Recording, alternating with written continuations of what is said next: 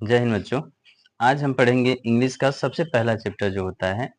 अंग्रेजी जब भी सीखते हैं तो उसमें हम ट्रांसलेट बनाते समय सबसे पहला चैप्टर पढ़ते हैं। सबसे पहला टॉपिक हमारा होता है, क्या चीज़ होता है?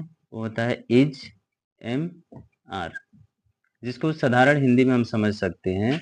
इसको साधारण हिंदी में हम क्या बोलते हैं? है, हूँ और हो। ठीक है। अब इज एम आर का प्रयोग कहाँ करते हैं? तो इज एम आर का प्रयोग बहुत सिंपल शब्द होता है। इसका प्रयोग कहाँ करते हैं? सबसे पहले इज करने के पहले हम जानेंगे इसका प्रयोग करते कहाँ है। ठीक है। तो इसका हम पहचान लिखेंगे, डेफिनेशन या फिर इंट्रोडक्शन। इसका क्या होता है, कैसे जानेंगे इसका प्रयोग हम कहाँ करते हैं? बच्चों, जहाँ पे जिस हिंदी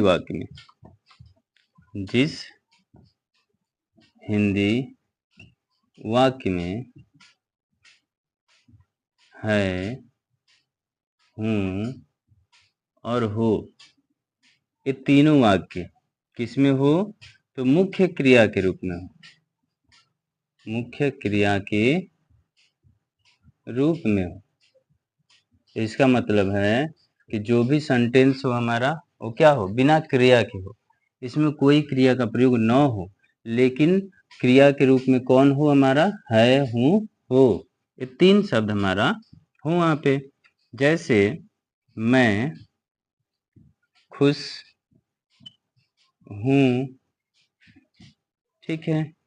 सेकेंड में लिखेंगे आप तैयार हैं।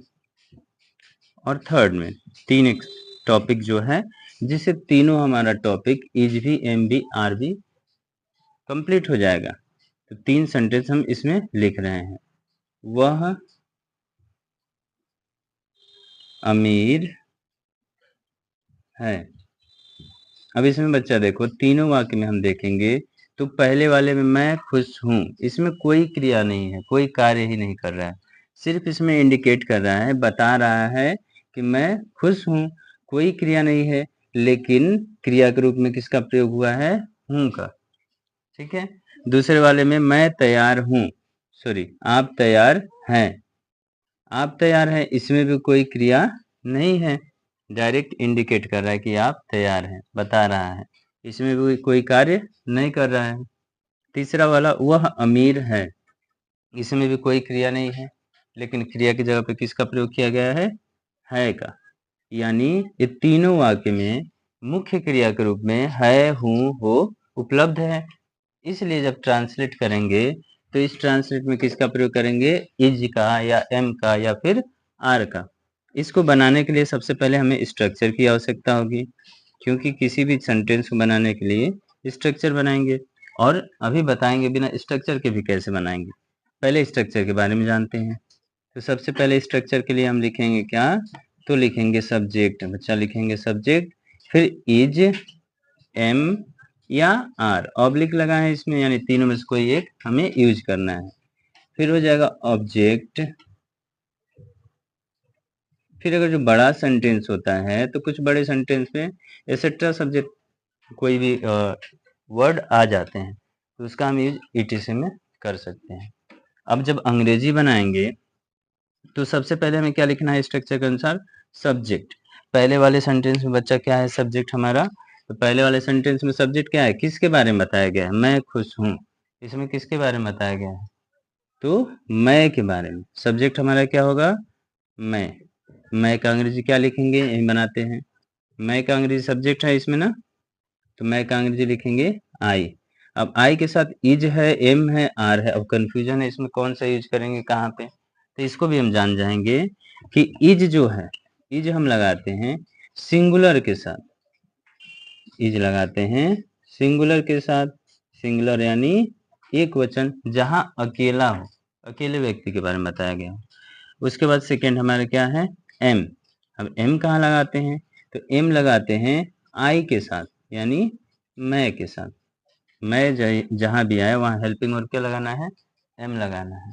उसके बाद तीसरा चीज क्या है? आर। आर है। आर कहाँ पे लगाते हैं? तो आर लगाते हैं हम प्लूरल के साथ। प्लूरल यानी बहुवचन। प्लूरल यानी बहुवचन। अब ये तीनों हमें समझ में आ रहा है किसका प्रयोग कहाँ करेंगे। तो पहले वाले में क्या दिया है, सब्जेक्ट। सब्जेक्ट हम क्या लिखे हैं, आई। आई के साथ अब क्या लगाएंगे, इज की एम की आर। तो यहाँ पे लिखे हैं हम आई के साथ हमें क्या लगाना है, तो लगाना है एम। एम लगा दिए। फिर उसके बाद क्या है, ऑब्जेक्ट। ऑब्जेक्ट को हिंदी में बोलते हैं कर्म। इसका कर्म क्या है, खुश। खुश का अंग्रेजी हम क्या लिखेंगे, यहाँ पे हैप्पी। ठीक है। अब उसके बाद ये ईटीसी। तो इस वाक्य, इस सेंटेंस में कुछ अब बच ही नहीं रहा है, हम ईटीसी में लिखना ही कुछ नहीं है। अब सेंटेंस एंडिंग हो गया तो हम लगा देंगे यहाँ पे फुल स्टॉप। सेंटेंस बन गया पहला। ठीक है। अब दूसरा बनाएंगे। दूसरा क्या है, आप तैयार हैं। इसमें सब्जेक्ट हमारा क्या है, तो मान लो कि हम स्ट्रक्चर के अनुसार बना दिए। स्ट्रक्चर हमें नहीं पता है तो एक बाबू रूल होता है हमें 132,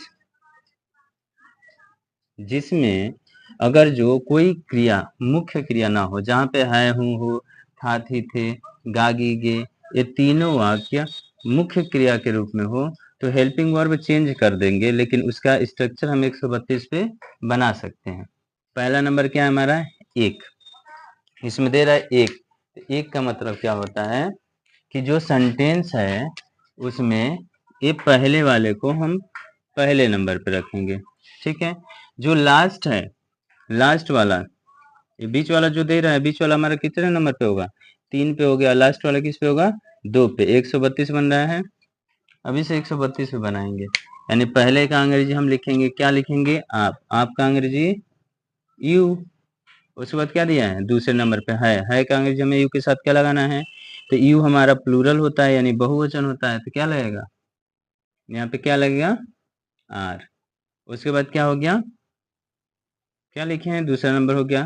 तीसरे नंबर पे तैयार। तैयार का इंग्लिश हम क्या लिखेंगे, तो लिखेंगे रेडी। सेंटेंस हमारा बन गया, फुल स्टॉप। आसान है 132 पे भी। तीसरा वाला भी 132 पे बना देंगे। इसमें भी हम देख लेंगे क्या करना है। सबसे पहले तो सबसे पहले पहले नंबर पे इसको लिखना है, बीच वाले को तीसरे नंबर पे लिखना है और लास्ट वाले को दूसरे नंबर पे। तो लिखेंगे यहाँ पे सबसे पहले वह का अंग्रेजी हम क्या लिखेंगे, तो यहाँ पे मेल फीमेल के लिए होता है, पुरुष स्त्री के लिए वह का अंग्रेजी ही और सी बदल के रख सकते हैं। अगर यहाँ हमारा कंफ्यूजन हो तो हम वहाँ पे दैट का यूज कर सकते हैं। ठीक है। वह का अंग्रेजी हम क्या लिखेंगे, दैट। दूसरे नंबर पे है का अंग्रेजी क्या लिखेंगे, इज। उसके बाद क्या है, अमीर। अमीर का अंग्रेजी क्या होता है, रिच। अब हमारा सेंटेंस क्या हो गया, बन के तैयार हो गया। तो अब यहाँ इज एम आर का प्रयोग अच्छे से समझ में आया होगा। अगले वीडियो में हम पढ़ेंगे इसी का निगेटिव, कि निगेटिव कैसे बनाते हैं। तब तक के लिए बाय बाय।